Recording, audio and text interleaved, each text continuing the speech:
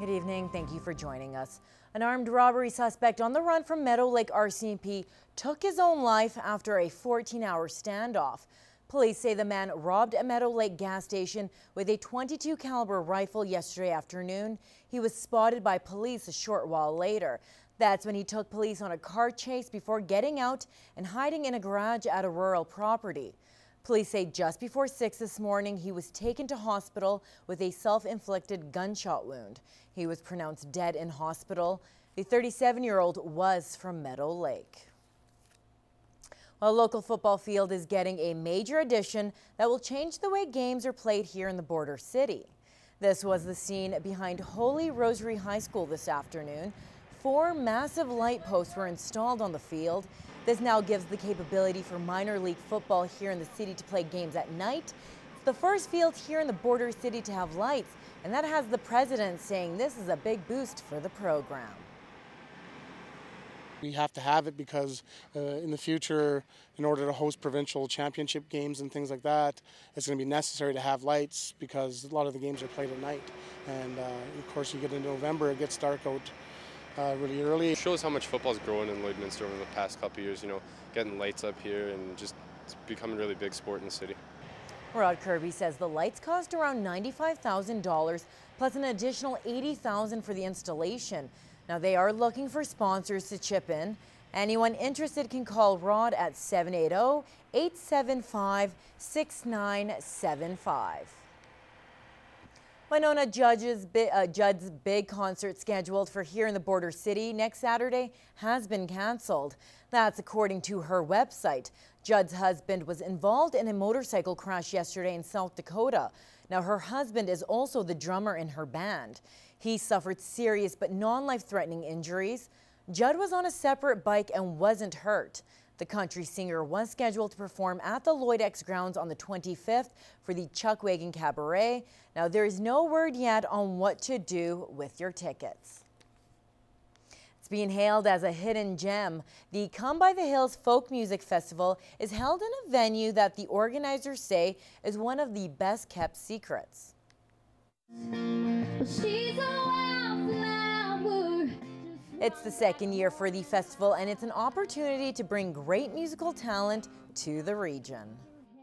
Music for all tastes. We've got just had a jazz act. We've got a number of country performers, some folk, some blues, some indie groups, so a little bit of everything. A lot of the performers are recommendations from the Edmonton Folk Fest and come from all over Western Canada. And the second attraction is the venue. Mista Haya is an old ski hill and considered to be the best kept secret in the area. It's a great spot. Anybody that comes here understands what it's like right on the Battle River, and people just enjoy the relaxation of the weekend. The festival wrapped up last night with about 500 people in attendance. The Battle River Watershed Alliance is recognizing our local watershed and hoping to get its surrounding communities involved in protecting it. They held their 3rd annual Battle River Watershed Festival yesterday to raise awareness. Elise Cox has more. I got it. She's fast. These kids are learning about the different amphibians that are found in Alberta and that call the Battle River Watershed home. Ryan Fletcher wasn't even fazed when they pulled out this enormous snake. It's cool, and they're not slimy at all. They're not slimy? What No. does it feel like to touch a snake? It's kind of like a silk, like a bumpy silk. The Battle River Watershed Alliance is hoping to educate families around the community about the importance of our watershed. It's just about appreciating what we have, and we work on the sense of if people have a stronger appreciation for the watershed, they're going to take stronger actions to protect it. The watershed is an area where water flows to a common body of water and has a huge impact on our water quality in the region. And the Alliance, based out of Camrose, looks to connect the communities around it. Often we don't tend to think in geographic terms like watershed. You know, we think of political boundaries or communities. But learning isn't boring at this festival. There you go. Along with the amphibians, there were crafts, face painting, and even pie making contests. Betty Jean Johnson has been coming with her family ever since it started. Everybody gets together and you learn different things about nature and they got the reptiles over there, so it's neat. It's all very interactive for everybody, and you get to learn little things, and it's fun. The Battle River Watershed Alliance is holding water workshops in the communities around the area at the end of the month. To learn more, visit their website. Elise Cox, Newcap News. It's the third finals in the last 5 years for the Lloydminster Vandals. They won it all in 2010, but lost in 2008 to the same team they played last night, the Calgary Wolfpack, who have been in the finals 9 of the past 11 seasons. The Vandals said they were looking forward to this matchup all year long. They already beat them once this season, but they wanted to do it when it mattered most, in the title game at home. First drive, the Vandals' Devon Harper shows why he led the league in rushes this season, pulling a couple jukes for the first down. His teammate, Tendai Josie, is pretty good too, second in rushing for running backs this year, and he gets the home team on the board with a big rushing TD. It's 7-0 less than 5 minutes in. The Vandals used to strong starts this season, while the Wolfpack have started slow in the postseason. Quarterback Daryl Leeson tries to change that, but can't.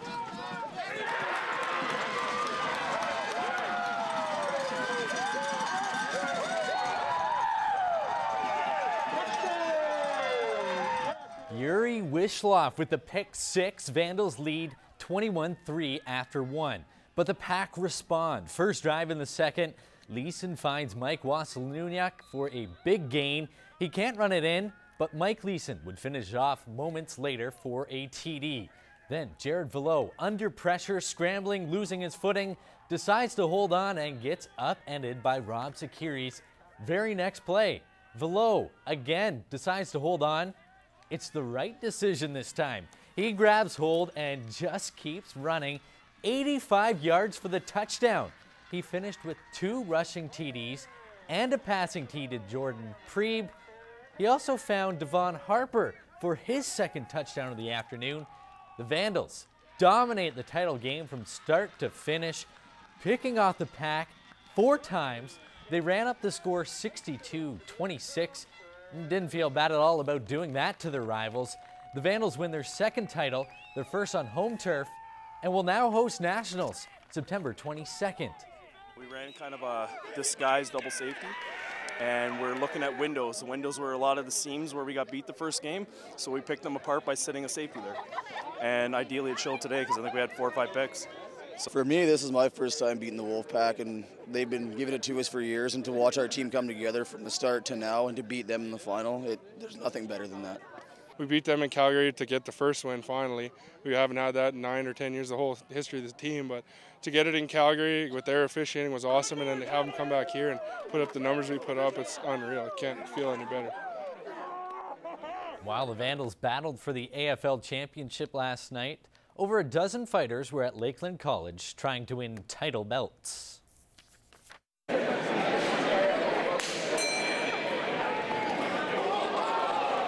The Proving Grounds 2012 Local Tough Guys Boxing Wars showed off some of the area's best raw talent. With the anxiety of the crowd, the ring, and everything else, hats off to all these guys. These guys do an amazing job.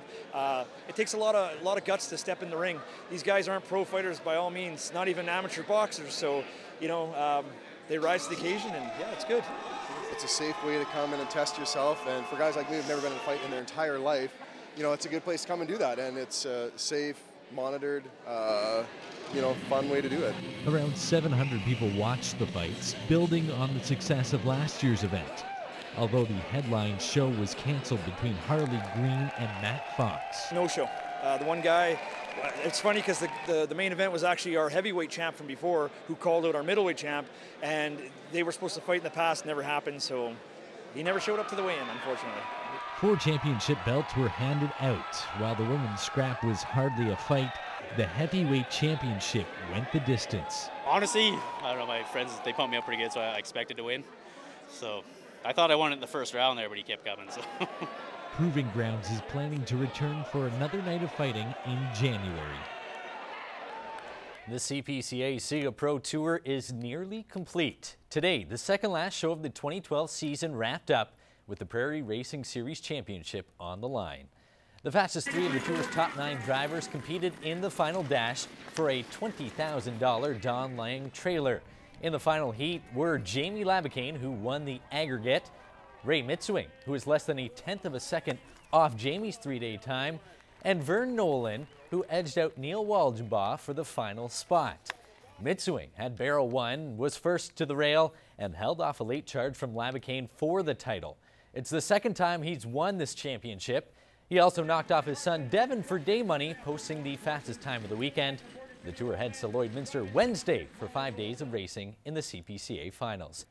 It's now time to leave you with the Newcap Sports Play of the Week. We go to the Lloydminster Vandals title game against the Calgary Wolfpack last night. Quarterback Jared Velo rushes for an 85-yard touchdown just one play after being sacked by the Pack. Velo finished with 2 rushing and 2 throwing touchdowns as the Vandals went on to win 62-26 for their second provincial title.